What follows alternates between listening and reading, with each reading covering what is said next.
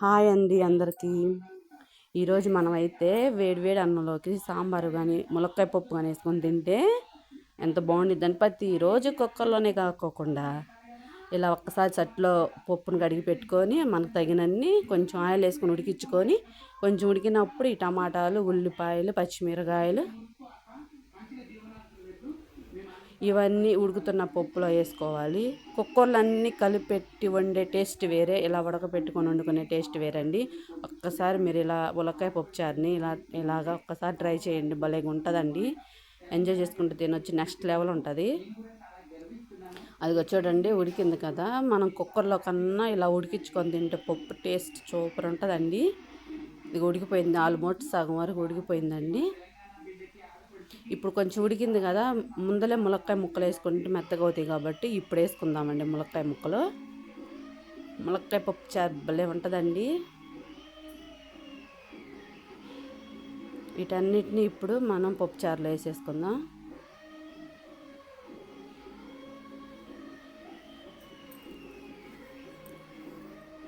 వేడి వేడి అన్నంలోకి అప్పడం వేపుకొని తింటే ఉంటుందండి సూపర్. ఎప్పుడు కుక్కర్లోనే కాదు కదా, ఇలా ఒకసారి ట్రై చేయండి. తగినంత కారం, పసుపు, ఉప్పు, కొంచెం అంత చింతపండు ఇవన్నీ వేసుకొని ఉడికించుకుందాం.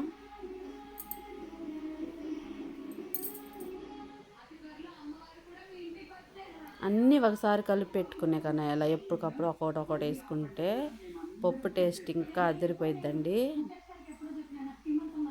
మన అమ్మమ్మల కాలంలో ఎప్పుడు ఇట్టాగే చేసేవాళ్ళు కదా, ఇప్పుడు వచ్చినాయి కదండి కుక్కర్లో కన్నా ఇలా బాగుండిద్ది.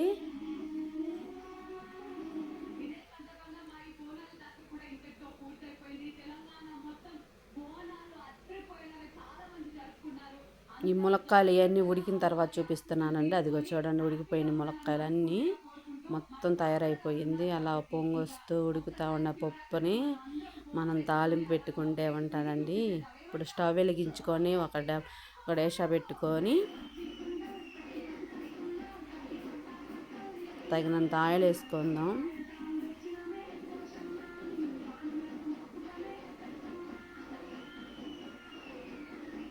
ఆయిల్ వేడెక్కిన తర్వాత తాలింపు దినుసులు, పచ్చిమిరపకాయలు, ఎండుమిర్చి, కరివేపాకు, తాలింపు దినుసులు అన్నీ వేసుకుని జీలకర్ర వేసుకొని ఆ తాలింపులోకి మనం ఉడికించి పెట్టుకున్న పప్పు చారుని అయితే వేసేసుకుందాం. చూడండి చూస్తుంటేనే నోరు ఊరిపోతుందండి. మీరు ఒక్కసారి మనకి ఇలా ట్రై చేయండి. ఉప్పు కారం అన్నీ సరిపోయినాయో చూసుకొని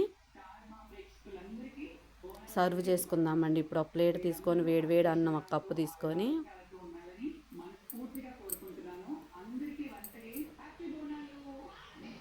ఆ వేడి పప్పు చారు దీంట్లో పోసుకొని ములక్కాయ పప్పు చారు వేడిగా తింటే ఎంతో టేస్టీగా ఉండదు, నెక్స్ట్ లెవెల్ ఉంటుందండి. పప్పు చారుతో అప్పడం వేసుకొని తింటే ఉంటుంది. మీరు ఒక్కసారి ట్రై చేయండి ఫ్రెండ్స్. నా వీడియో మీకు నచ్చినట్లయితే సబ్స్క్రైబ్ చేసుకొని లైక్ చేసి షేర్ చేసి కామెంట్ చేయండి ఫ్రెండ్స్. నన్ను సపోర్ట్ చేయండి ఫ్రెండ్స్ ప్లీజ్. ఈ పప్పుచారుని అయితే సెట్లో ఒక్కసారి తయారు చేయండి, మీరే చూస్తారు ఎంత టేస్టీగా ఉందో. బాయ్ అండి, థ్యాంక్ యూ ఫర్ వాచింగ్.